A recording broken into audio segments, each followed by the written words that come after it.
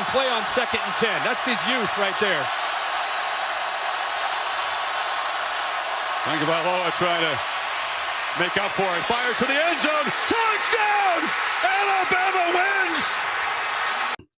So today I'll be continuing with my college football schedule preview and point spread prediction videos with the Louisville Cardinals. So this overall is one of the easiest schedules in the country. The over-under win total for Louisville this year is only 7.5, which seems very low to me. Now, I've never placed a bet before, but if you were going to bet, this would seem like easy money because I couldn't imagine as easy as this schedule is and as well coached of a team as Louisville is that they would win less than 8 games.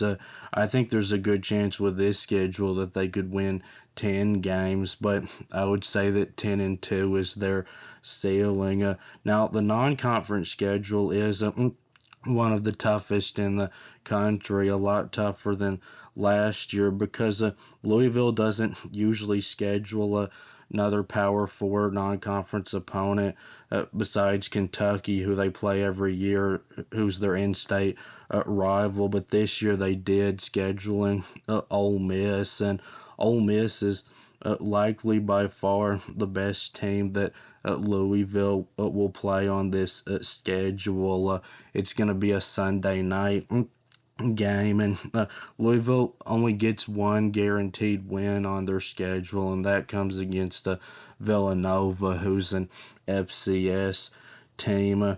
But this schedule is easy enough that if Louisville were to go at 10-2 and lose to Ole Miss and they don't play for the ACC championship, I would not give them a very good chance of making it to the college football playoff. And if they were to go 10-2 and lose to Ole Miss and make it to the ACC championship and lose there too, I'd give them a 0 chance of making it to the college football playoff. Now, if Louisville were to go at 10-2 and beat Ole Miss, as long as they didn't lose the ACC championship, I'd say they're very likely to get into the college football playoff. So Louisville will have 7 different conference opponents than they played last year. So last year they played Virginia, Boston College, Virginia Tech, California, Clemson, and Miami. And instead this year they will play Wake Forest, NC State, Florida State, Syracuse, Stanford, Georgia Tech, and North Carolina. This makes the conference schedule a lot easier because they avoid Miami. And while Virginia, I don't think is going to be as good as they were last year.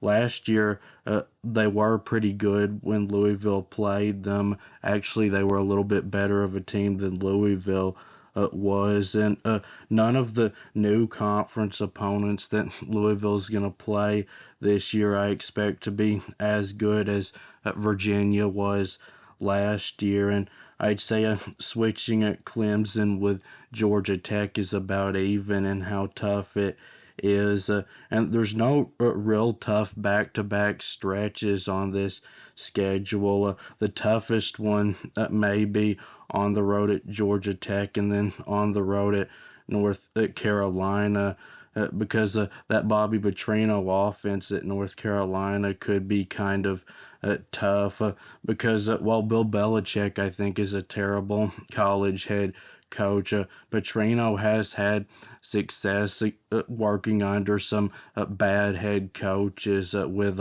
offense. Most recently Sam Pittman, and then before that Jimbo Fisher at Texas A&M, who I know at one time was a great head coach, but the year that he was working with Bobby Petrino at Texas A&M, he was obviously not a very good head coach. Now, the conference schedule does not start off good against SMU, the team that completely humiliated Louisville last year by a score of 38-6. By far, in points, the worst loss of the Jeff Brom era. And Kevin Jennings destroyed them with 303 yards passing. A quarterback that is coming back and I think has a good chance of being a first-round draft pick in 2027. But then Louisville does get a 5-game stretch of Wake Forest, NC State, Florida State, Syracuse, and Stanford, who are all teams that I think Louisville is a good bit better than, which is why the bye week coming in between on the road at Syracuse and hosting Stanford, I think comes at a bad time. But a big reason as to why Jeff Brom is still just considered a good and not great coach is because every year that he's been at Louisville, he's never been able to always win these types of games. He's always had one loss that made no sense, and the odds are it will happen again this year. But I would expect Louisville to at least go 4-1 in those 5 games. But besides Ole Miss, SMU is the only team on this schedule that's going to be ranked in the AP preseason top 25, and they're only going to be ranked 20-something.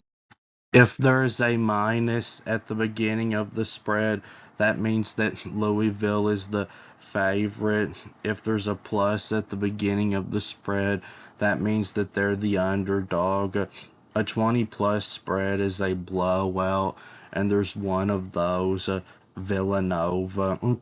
A 10-19 spread is medium, and there's 3 of those, Syracuse, Stanford, and North Carolina. A 6-9 spread is close, but they'll be a clear favorite, and there's 4 of those, Wake Forest, Florida State, Pittsburgh, and Kentucky. A 1-5 spread means it's almost a complete toss-up, and there's 4 of those, Ole Miss, SMU, NC State, and Georgia Tech. So if I had to guess the exact spreads for these games right now, I'd say Louisville will be a 5-point underdog to Ole Miss, but I wouldn't be surprised if when it comes time for this game to be played, if this is in the 6-9 range, and it for sure would be if it was in Oxford, and I'll say Louisville will be about a 50-point favorite over Villanova. And I'll say Louisville will be a point or 2 underdog to SMU because SMU destroyed them last year. But because the game is at home, I wouldn't be surprised if when it comes time for it to be played, if Louisville is a slight favorite. And I'll say Louisville will be a 6-point favorite over Wake Forest because it's at home. On the road, it'd be in the 1-5 range. And I'll say Louisville will be a 3-point favorite over NC State, only because it's on the road, though. At home, that would be in the 6-9 range. And I'll say Louisville will be a 8 or 9-point favorite over Florida State, and about a 10-point favorite over Syracuse, and about a 14-point favorite over Stanford. Not because I think that Syracuse is going to be a better team than Stanford, but because Syracuse is on the road and Stanford is at home. And I'll say Louisville will be a point underdog to Georgia Tech, only because it's on the road. At home, I think Louisville would be a field goal favorite. And I'll say Louisville will be a 10-point favorite over North Carolina, and a 7-point favorite over Pittsburgh, and a 7-point favorite over Kentucky. So that'll be it with this video. Please subscribe. Thanks for watching, and I'll be back soon.